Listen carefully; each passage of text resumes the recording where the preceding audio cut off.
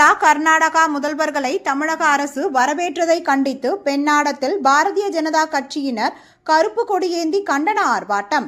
தமிழக அரசு சார்பில் சென்னையில் இன்று தொகுதி மறுசீரமைப்பு எதிர்ப்பு கூட்டு நடவடிக்கை குழு கூட்டம் நடந்தது.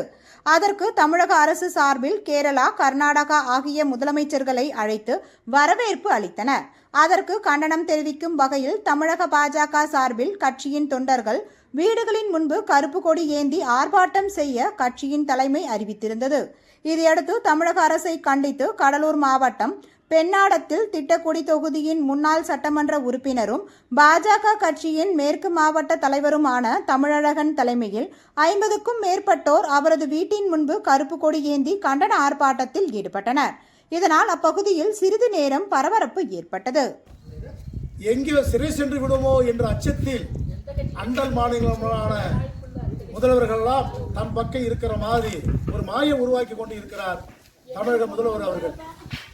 அந்த மாநிலத்தில் வருகின்ற முதல்வர்கள் எல்லாம் தமிழகத்தில் குடிப்பதற்கு தண்ணி தர மறுக்கிறார்கள்.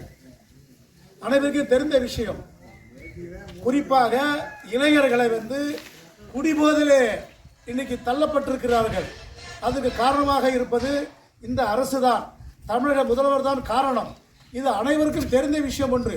அப்படி இருக்கும்போது இதையெல்லாம் கண்டிக்கின்ற வகையிலே நல்லாட்சி செய்யுங்கள் என்று எங்களுடைய மாநில தலைவர் IPS படித்த அண்ணாமலை அவர்கள் கருத்துக்களை சொன்னால் அவர்கள் தவறாக புரிந்து கொண்டு எங்களை சித்தரித்து பேசுகிறார்கள்.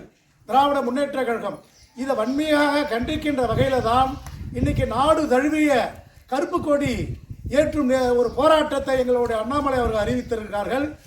அனைவரும் பல லட்சக்கணக்கான பாரதிய ஜனதா கட்சியை சார்ந்தவர்கள், கட்சியை சாராதவர்கள் அனைவரும் இந்த போராட்டத்தை உணர்வோடு ஏற்றுக்கொண்டு அவரவர் வீட்டு முன்பு இப்படி ஒரு கருப்பு கொடி ஏற்றும் போராட்டத்தை நாங்கள்